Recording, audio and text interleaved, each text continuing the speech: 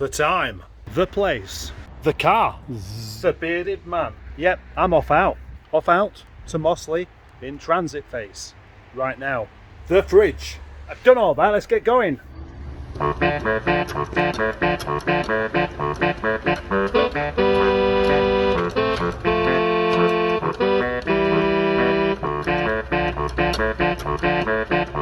Hello.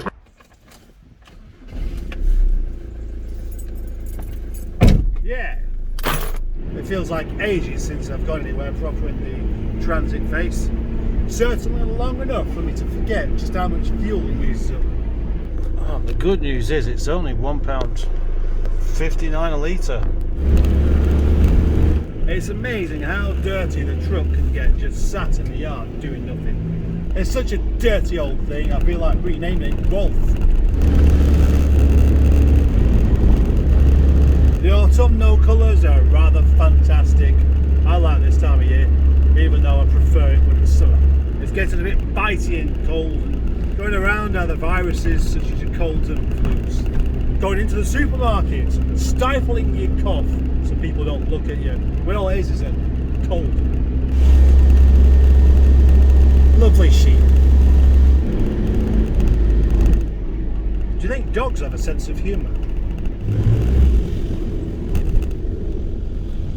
The lovely village of Delft, as cute as a litter of kittens in bunny costumes. And I have made that observation before, but you may not have realised it. The village of Uppermill, yet again and every time, full of people everywhere, no matter how cold, how wet, what time of day it is. For some reason it's just busy. And I have made that observation before, and I've just made it again. Yet again, more wonderful autumnal colours.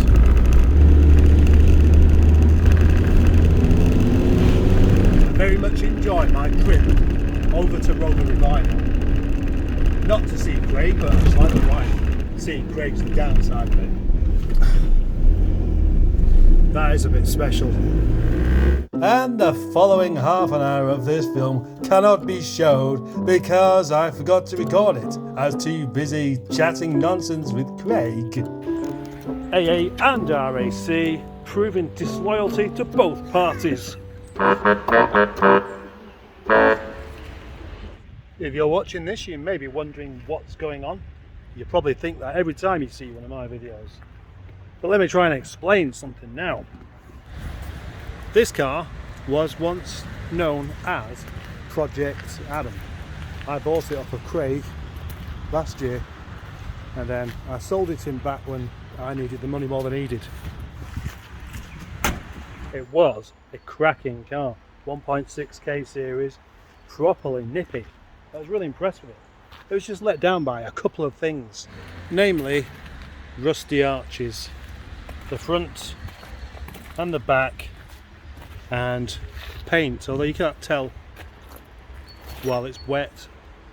It's full of scratches and minor dents everywhere. From a sales perspective, that's not really going to help, and neither is the worn out wheel bearing or the mileage over 100,000, but those things won't bother me too much. But it's here now because of possibly the worst thing that could happen. Yeah, the cam belt snapped, smashed the engine to bits, moving away from one green Rover with a tow bar to another. This one looks very nice indeed. It certainly does on the surface. It's a very nice car. Nice but, a very big but. The kind of great big shaking bottom that's kind of changes things quite a lot. A but with a proper ellipsis. This car is not as good as it looks.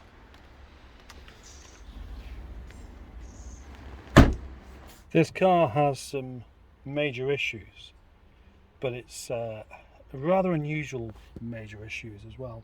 But I feel like the thing's been properly neglected, although at the first glance you wouldn't imagine that whatsoever.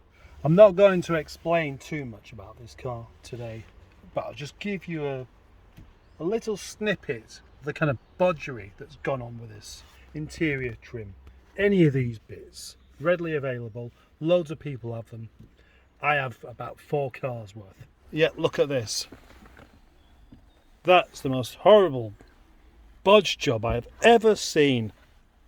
Why would anybody stick a piece of wood like that, just wedge it into place, and then paint over it as a stereo surround?